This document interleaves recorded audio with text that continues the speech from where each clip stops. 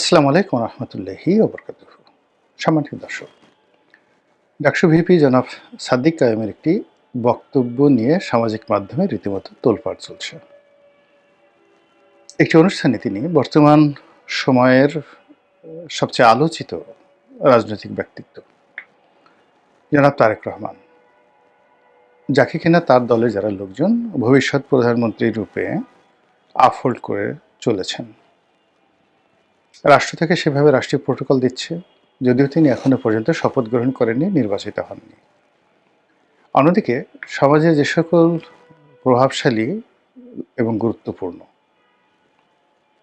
এবং যাদেরকে বলা হয় বিভিন্ন সময় কিং মেকার, সেই সকল মহল গোপনে প্রকাশ্যে নানা রকম তৎপরতা চালিয়ে যখন তারেক রহমান সাহেবকে একেবারে একজন সফল ত্রাণকর্তা, একজন সফল প্রধানমন্ত্রী এবং দেশের রক্ষাকর্তা হিসেবে অভিহিত করে চলেছেন, ঠিক সেই সময়টিতে দেশের সবচেয়ে গর্বিত প্রতিষ্ঠান এবং প্রাচ্যের অক্সফোর্ড হিসেবে প্রতিষ্ঠিত ঢাকা বিশ্ববিদ্যালয় এবং সেই ঢাকা বিশ্ববিদ্যালয় ছাত্র সংসদের যিনি ভিপি ভাইস প্রেসিডেন্ট জনাব সাদিক কাইয়ুম, তিনি জনাব তারেক রহমান সাহেবকে উদ্দেশ্য করে একটি বক্তব্য দিয়েছেন, কঠোর হুঁশিয়ারি।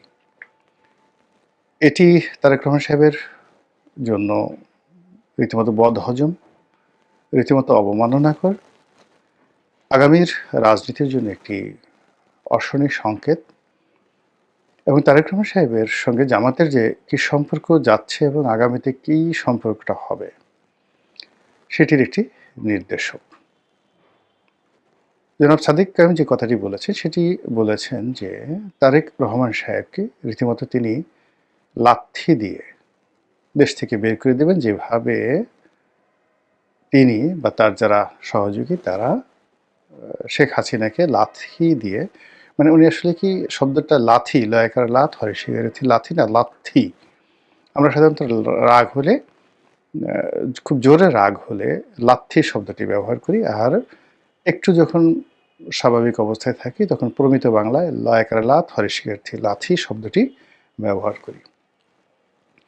তো জনাব সাদিক কায়েম সাহেবের বক্তব্যটা আমি একবারই শুনেছি, এই কারণে আসলে আমি লাথি বা লাথি মানে তিনি কি রাগ হয়ে বলেছেন না মাথা ঠান্ডা করে বলেছেন সেটি বুঝতে পারিনি। তবে তাকে নিয়ে যে আলাপ আলোচনা হচ্ছে, সেই আলাপ আলোচনায় হয়তো আমাদের যে মধ্যে যারা কন্টেন্ট ক্রিয়েটর তারা ঠিক ওই তার মেজাজ গরম বা তার মেজাজ শান্ত, তিনি ধীর স্থিরভাবে বলেছেন, ওই বিষয়টি হয়তো ওভাবে লক্ষ্য করেনি। কিন্তু এই অনুষ্ঠানটি করতে গিয়ে আমার হঠাৎ করে মনে হলো যে একই শব্দ যদি আপনি রাগ হয়ে উচ্চারণ করেন তো সেটার মধ্যে এক ধরনের মিনিং থাকে, আর যদি আপনি ধীরে সুস্থে শান্তভাবে একটি শব্দ উচ্চারণ করেন সেটার একটা সুদূর প্রসারী লক্ষ্য থাকে।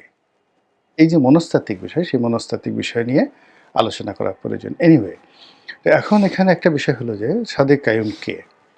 সাদিক কাইয়ুম ঢাকা বিশ্ববিদ্যালয়ের ছাত্র সংসদের সভাপতি, মানে সহসভাপতি, আর এই মুহূর্তে সারা বাংলাদেশের ছাত্র প্রতিনিধিদের মধ্যে সবচাইতে গুরুত্বপূর্ণ, সবচেয়ে আকর্ষণীয় এবং সবচাইতে যেটিকে বলা হয় কৌশলগত কারণে ক্ষমতাধর যে পদটি রয়েছে, সেই পদটি জনাব সাদিক কাইয়ুমের দখলে। তিনি কে? তিনি বাংলাদেশ ইসলামী ছাত্র শিবিরের প্রভাবশালী নেতা এবং ইসলামী ছাত্র শিবির এবং জামায়াতে ইসলামী, তারা যে গুপ্ত রাজনীতিতে সর্বকালের সফল, নিজেদের বেশ এবং বাস এবং ভূষা, বেশভূষা এগুলো পরিবর্তন করে তারা তাদের সবচেয়ে জানি দুশ্মন, জীবন মরণের দুশ্মন আওয়ামী লীগ, ছাত্রলীগ, তাদের মধ্যে যেভাবে মিশেছিলেন, কাঁধে কাঁধ মিলিয়ে তারা যেভাবে মিশেছিলেন, এই মিশে থাকার যে ইতিহাস, সেই ইতিহাসের যিনি বরপুত্র তিনি জনাব সাদিক কায়েম। এবং তিনি ঢাকা বিশ্ববিদ্যালয়ের মতো জায়গাতে, অর্থাৎ 1971 সনের মহান মুক্তিযুদ্ধের সময়টিতে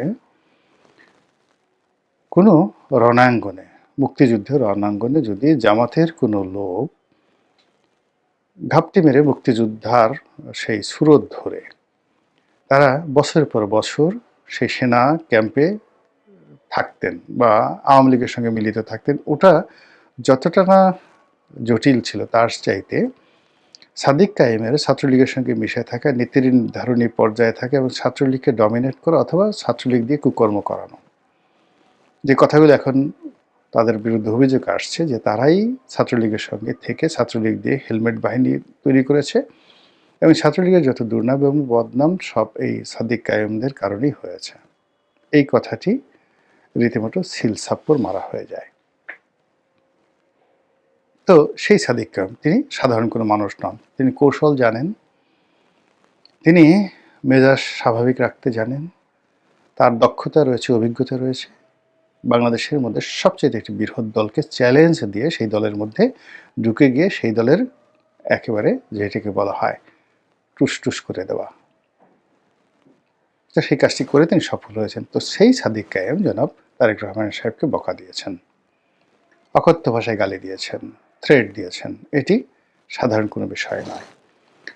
এখন এই যে কাজটি তিনি কেন করেছেন, প্রথমে তার পরিচয় দিলাম তিনি এই কাজটি কেন করেছেন। যদি একেবারে প্রথমেই ধরি, সেটি হলো তিনি তারেক রহমান সাহেবকে দেখতে পাচ্ছেন না, তার মেজাজ গরম হয়ে যাচ্ছে। তারেক রহমান সাহেবের আচার আচরণ, চালচলন, কথাবার্তায় তিনি যার পরনাই বিরক্ত, এই জন্য তিনি বলতে পারেন। কিন্তু এই কারণে কি তিনি বলেছেন? সম্ভবত না। কারণ যদি আমাদের সামাজিক অবস্থান ধরেন, সামাজিক অবস্থানে তারেক রহমান সাহেবের অবস্থান, রাজনৈতিক ক্ষেত্রে তার অবস্থান, সাদিক কায়েমের অবস্থান আকাশ পাতাল পার্থক্য। এই অবস্থাতে তারেক রহমান সাহেবের সঙ্গে বিরোধিতা করা, তাকে পার্সোনালি আঘাত করা, যেটিকে জামাতের ভাষায় পাঙ্গা নেয়া বলা হয়, এই পাঙ্গা নেয়ার ক্ষমতা সাধারণত সাদিক কায়েম সাহেবের পর্যায়ের কোনো লোকের নেই। কাজেই ব্যক্তিগতভাবে ব্যক্তিগত ক্রোধ, কাম, লোভ, লালসার বশবর্তী হয়ে তিনি তারেক রহমান সাহেবকে শত্রু বানাবেন অসম্ভব বিষয়। তার দলের গ্রিন সিগন্যাল, তার প্রতিষ্ঠানের গ্রিন সিগন্যাল এবং তার সঙ্গে তার দলের একটা অব্যাহত যে সমর্থন যদি না থাকতো তিনি এই কথা বলতেন না, বলতে সাহস পেতেন না। আচ্ছা, গেল। এখন তার এই বক্তব্যের ফলে তারেক রহমান সাহেবের মধ্যে প্রতিক্রিয়া কি? তিনি কি তাই সাদেক কায়েম সাহেবের বক্তব্যের গুরুত্ব দিচ্ছেন নাকি দিচ্ছেন না? আপাত দৃষ্টিতে মনে হচ্ছে যে তিনি ধৈর্য ধারণ করেছেন। তিনি ধৈর্য ধারণ করেছেন, এক কান্দে শুনছেন আর এক কান্দে বের করার চেষ্টা করছেন। আর অনেকটা সেই ব্রিটিশ প্রধানমন্ত্রী যে দ্বিতীয় বিশ্বযুদ্ধের সময় ব্রিটিশ প্রধানমন্ত্রী তার সেই বিখ্যাত বক্তব্যের মতো যে রাস্তায় চলতে ফিরতে গেলে আপনার পেছনে অসংখ্য বার্কিং ডগ থাকবে, ঘেউ ঘেউ করা কুকুর। আপনি যদি সবার উত্তর দিতে যান তাহলে তো পথ চলতে পারবেন না। তো সেদিক থেকে সাদিক কায়েম সাহেবকে যদি বার্কিং ডগ মনে করেন তারেক রহমান সাহেব, সেটা তার ব্যক্তিগত বিষয়। দ্বিতীয়ত আমি ব্যক্তিগতভাবে মনে করি যে তারেক রহমান সাহেব এখানে কৌশল অবলম্বন করছেন, ধৈর্য ধারণ করছেন, এখন অযথা বিবাদে জড়াতে চাচ্ছেন না। তো উইনস্টন চার্চিলের বক্তব্য অনুযায়ী তাকে ফালতু মনে করছেন না। আর দ্বিতীয়ত হতে পারে যে তিনি এই মুহূর্তে সাদিক কায়েম সাহেব, নাসিরুদ্দিন, সেই পাটোয়ারি সাহেব বা অন্যান্য যারা এই মুহূর্তে নাহিদ, সার্জিস যারা বক্তব্য দিচ্ছেন, তো তাদের সঙ্গে তিনি কাউন্টার দিতে চাচ্ছেন না। তিনি মনে করছেন যেভাবে হোক এই নির্বাচনী বৈতরণী পার হয়ে যাক, পার হওয়ার পরে যখন সময় আসবে সে অনুযায়ী অবস্থা বেঁচে ব্যবস্থা নেওয়া যাবে। এটি হতে পারে। এখন তার এই কর্মটি কি সঠিক? আমার দৃষ্টিতে সঠিক নয়, কোনো ক্ষেত্রে সঠিক নয়। প্রথমত যদি উইনস্টন চার্চিলের মতো তিনি তাকে কেবল বার্কিং ডগ মনে করেন, নট লাইক দ্যাট। আমি তার যে পরিচয় বললাম এই ভিডিওর শুরুতে, তিনি এই মুহূর্তে রাজনীতিতে খুবই কৌশলগত গুরুত্বপূর্ণ অবস্থানে আছেন। ঢাকা বিশ্ববিদ্যালয়ে তিনি পড়াশোনা করেছেন, চান্স পেয়েছেন, কাজে তার মেধা, যোগ্যতা, বুদ্ধি শুদ্ধি কোনো অবস্থাতেই তারেক রহমান সাহেবের চেয়ে কম নয়। সুযোগের কারণে তারেক রহমান সাহেব আজ এখানে আছেন, সাদিক কায়েম ভবিষ্যতে হবেন না সেটা বলা যায় না, কাজেই তিনি বার্কিং ডগ নন। দ্বিতীয়ত জনাব সাদিক কায়েমের অবস্থান থেকে যখন এরকম একটা কথা বলা হয়, সেটাকে তিনি অ্যাভয়েড করেন কিনা বা তার দলে অ্যাভয়েড করেন কিনা, পাত্তা দেন কিনা, এটা আমার কাছে মনে হচ্ছে যে এখানে ধৈর্য ধারণ করা, পাত্তা না দেওয়া, অ্যাভয়েড করা, এটি বিএনপির একটা নির্বুদ্ধিতা। অন্তত মাইল্ড ওয়েতে উনার সেই বক্তব্যে রাজনৈতিক প্রত্যুত্তর দেওয়া, বাবা শোনা বলে যে না এভাবে বড়দের সম্পর্কে কথা বলে না, অথবা কার্যকরী প্রতিক্রিয়া দেখানো। আর সেটা যদি না দেখানো হয়, এই যে সাদিক কাবি সাহেব যে বলা শুরু করলেন নির্বাচন আর হয়তো আর 10 দিন আছে, এই 10 দিনের মধ্যে এরকম হাজার হাজার লক্ষ লক্ষ সাদেক কায়ুমের মুখ দিয়ে যখন তারেক রহমান সাহেবের বিরুদ্ধে নানা নেতিবাচক কথা বলা হবে এবং তাকে গুরুত্বহীন বানিয়ে ফেলা হবে, তাকে আবার 1, 2, 3, 4 পর্যায়ে নামানো হবে, আবার তাকে টিনের চালা কওয়ার পর্যায়ে নামিয়ে নেওয়া হবে, এবং এটা তারেক রহমান সাহেবের জন্য ভীষণ রকম বিপত্তিকর হবে। এই কারণ হলো যে রাজনৈতিকভাবে যে বড় বড় মানুষগুলো, তার প্রধান শক্তি হলো তার সম্ভ্রম, তার মর্যাদা, এবং একই সঙ্গে তার সম্পর্কে লোকজনের ভয় ভীতি থাকতে হবে। He must have a military পাওয়ার। যে কোনো লোক যদি তার কাছাকাছি ভিড়তে পারে, যে কোনো লোক যদি তাকে বকা দিয়ে চলে যেতে পারে, যে কোনো লোক যদি তাকে গালি দিতে পারে, তাহলে আর যাই হোক না কেন সে কোনো অবস্থাতেই বাঘ হন না, সিংহ হন না।